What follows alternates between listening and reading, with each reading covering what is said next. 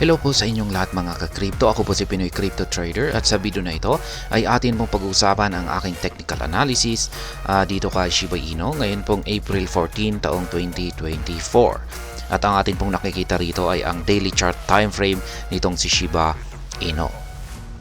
At mapapansin po natin dito na nabasag po niya ang minor support line natin dito sa 40 digits 2426 at yan po yung inaasahan natin na mababasag sapagkat isa lamang po kasi itong minor support line. Ibig sabihin na hindi po gaano kasing matigas ito, kaya kahapon ay tuluyan na po niya itong binasag at ngayon ay bumagsak po siya. Yan, malaki po yung kanyang binagsak pero hindi po siya umabot dito sa support line natin na 40 digits 1767. Ayan, dyan pa naman nakaabang yung aking buy pending position. Ayan, maaaring ang ilan na rin po sa inyo ay malamang ay nandyan na rin. Pero mukhang, ayan, tumalbog po siya. Pero asahan po natin na malamang ay sa mga susunod na araw ay baka patatamaan niya ang support line na ito. Pero kung pag hindi po siya, pag hindi po niya ito pinatamaan, ay ayan, malas na lamang po natin kasi hindi po na-trigger yung ating buy pending order position sa presyo na ito. Pero ayos lamang po yan. At bago po tayo magpatuloy ay nais ko lamang po munang bigyang linaw ang aking disclaimer kung saan ang nilalaman po ng video na ito ay hindi po ito isang financial advice. For education and information purposes lamang po ang layunin nito. Maliban po dito ay nais ko na rin pong magbigay babala na wala pong kahit anumang group chat ang Pinoy Crypto Trader. Check po muna natin yung kanyang official X account kung meron ba siyang kung meron ba silang bagong latest update dito. Ayan, wala po. April 12 yung kanilang latest na tweet rito. Ayan, April 11 naman yung kanilang latest update kung saan ay fini-feature po nila yung kanilang 20th edition ng The SHIB Magazine. Yan, dito naman po sa SHIBurn portal ay meron pong nasunog na 656.1 million na amount ng SHIB tokens nitong nakalipas na 24 oras. Ayan, yan po yung mga latest transactions. Yung parang pinakamalaki rito ay ayan, may nagsunog po ng yan to CA. Yan, 650 million.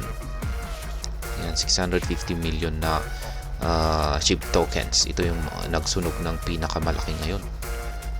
Yan, kaya umabot po siya ng 656. Yan, may tiga 1 million po rito.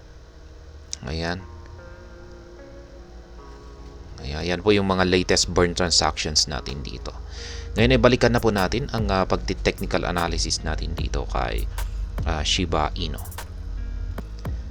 At ayan, mapapansin po natin dito sa kanyang daily chart time frame na ito ay meron po siyang nabuo kahapon na isang napakalaking bearish candlestick.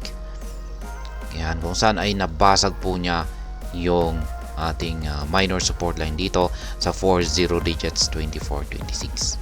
At yan na nga, gaya ng aking sinabi sa mga previous na technical analysis natin dito kay Shiba Inu, ay mahina po kasi ito. Kaya mukhang mataas po ang posibilidad na mababasag ito kasi mahina lamang po ang minor support line na ito. Di po tulad ng mga major support line natin dito. Yan, nakatulad ng 40 digits 1767. Isa po itong major support line kaya napakatigas po nito. Maliban po dyan ay yung mga signal po kasi natin ay bearish na bearish yung signal natin dito sa ating dalawang indicators. Yan, ibig sabihin ay matindi po yung selling pressure ngayon ni Shiba Inu kaya mataas talaga ang posibilidad na magpapatuloy ito sa kanyang pagbagsak. Kaya yan, tuluyan na po niyang nabasag ito. Kaya ayan, at yan na nga yung nangyari at mukhang magpapatuloy po ito sa kanyang pagbagsak at mukhang ayan, aabot po siya dito sa support line natin na 40 digits 1767. Kasi hanggang ngayon ay mataas pa rin naman po yung selling pressure natin. Lalong-lalo na dito sa ating QQE mode indicator. Napaka bearish po ang signal natin dito. Or talagang malakas ang selling pressure. or yung bearish momentum. Kaya sila po yung dahilan kung bakit bumabagsak ang presyo ni Shiba Inu ngayon. Yan, or kung bakit nakakaranas siya ng patuloy na pagbagsak. Kaya sa tingin ko ay ayan, nagpapakita naman po siya ng senyales na ayan, mukhang makaka-recover po siya rito. Pero sa tingin ko ay sa bandang huli ay mukhang magpapatuloy pa rin po ito unti-unti sa kanyang pagbagsak. Kaya pagdating po sa i-spot trading natin dito, ay gaya ng sinabi ko kanina ay meron po akong nakaabang rito na buy pending position dito kay Shiba Inu. Kaya bili lamang po tayo ng bili. Ayan, may nagtatanong po sa akin kanina na ito na ba ang time para magbenta kay Shiba Inu. Ay sinabi ko po ay yan, hindi po ito yung oras na mag-take profit. Ayan, kasi bumabagsak siya. Magti-take profit lamang po tayo kung pag umaangat siya. Ayan, at yan po ay kung may pinapatamaan po siyang mga resistance line dito sa itaas. Yan po yung tamang timing para makapag-take profit po tayo.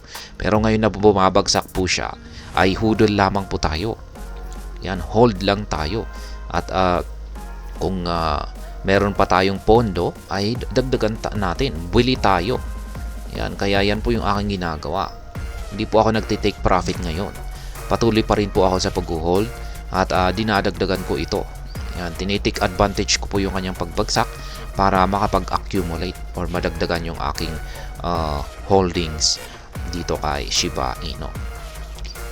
Kaya ganyan lamang po kasimple yung aking strategy dito. Yan yung aking ginagawa rito. Pag bumabagsak ay bili lang ng bili. Kapag tumataas ay dyan po ako nagtitake profit. Yan, ganyan lamang kasimple. At sa ngayon, yung kalagayan ni Shiba Inu ngayon ay bumabagsak po siya. Kaya ako po ay nag-a-accumulate.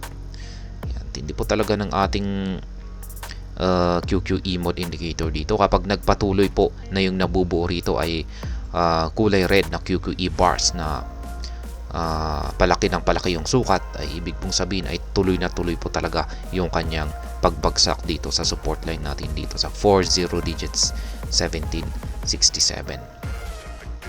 Kaya yan, nalalapit na po yung Bitcoin halving natin. Dito po yan. Yan, ilang araw na lamang ay magkakaroon na ng Bitcoin halving.